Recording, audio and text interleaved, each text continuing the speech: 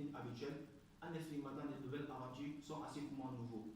Originaire des Gagnois, je me déracine d'un cadre de formation habituel pour entrer dans une année de formation nouvelle, l'université virtuelle. Bien vrai qu'un tel changement paraissait anodin, il s'agissait pour moi de me plonger au milieu dans la filière que j'ai choisie, la programmation informatique.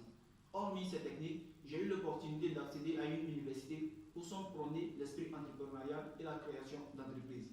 C'est ce qui m'a d'ailleurs poussé à faire le choix de la mise en place d'une solution au profit de la population.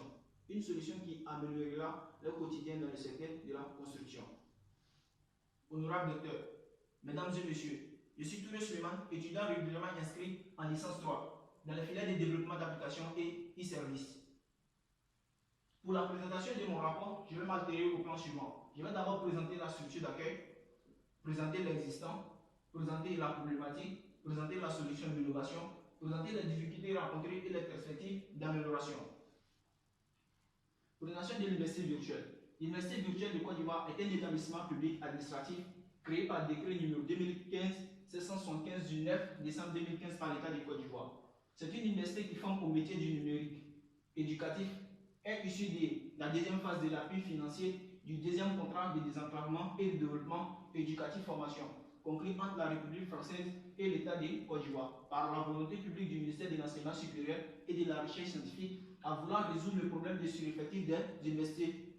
Donc ici, nous avons l'organigramme de l'UVCI. Nous avons l'UVCI qui compte 6 spécialités. Il s'agit du réseau et sécurité informatique, la base de données, le développement d'applications et services, multimédia et art du numérique, la communication digitale, l'e-commerce et le marketing digital.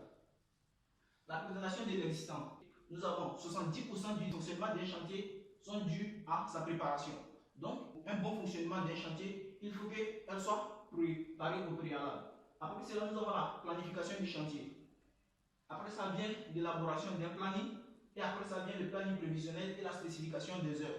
Il s'agira ici au chef de chantier d'établir dans un temps bien déterminé les différentes phases de la prise en partie des différents travaux qui doivent être effectués sur le chantier.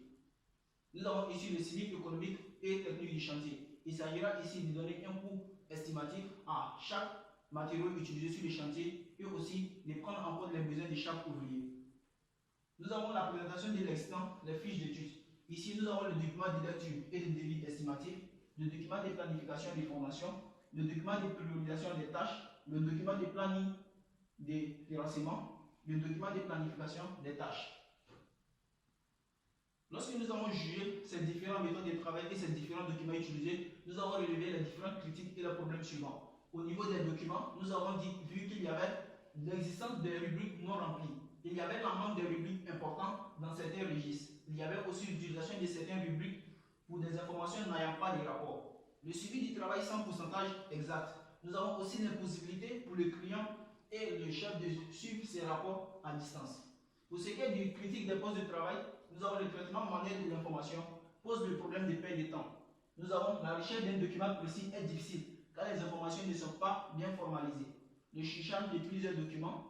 Nous avons quotidiennement la fiche d'élaboration du planning est mise à jour manuellement, ce qui cause des pertes considérables. L'impossibilité de suivre instantanément l'état du stock des matériaux. À ces problèmes, nous avons dégagé la problématique suivante, qui est l'inefficacité des outils de gestion des projets de construction face à la multiplicité des chantiers à l'aide du numérique.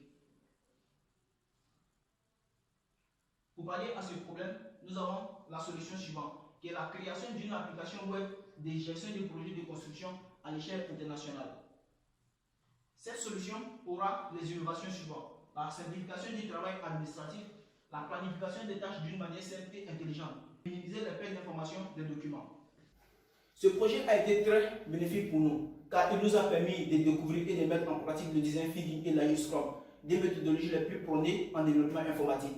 C'était aussi l'occasion pour nous d'enrichir notre savoir en version de code, notamment à l'utilisation des outils Git, GitHub et GitLab. En somme, ce projet est une bonne occasion pour réaliser un travail très concret, avec des objectifs clairs et bien définis. La confirmation de nos connaissances théoriques avec la réalité du terrain nous a permis de renforcer notre conviction quant à la pertinence du choix informatique et de se familiariser avec l'environnement du travail et la vie professionnelle.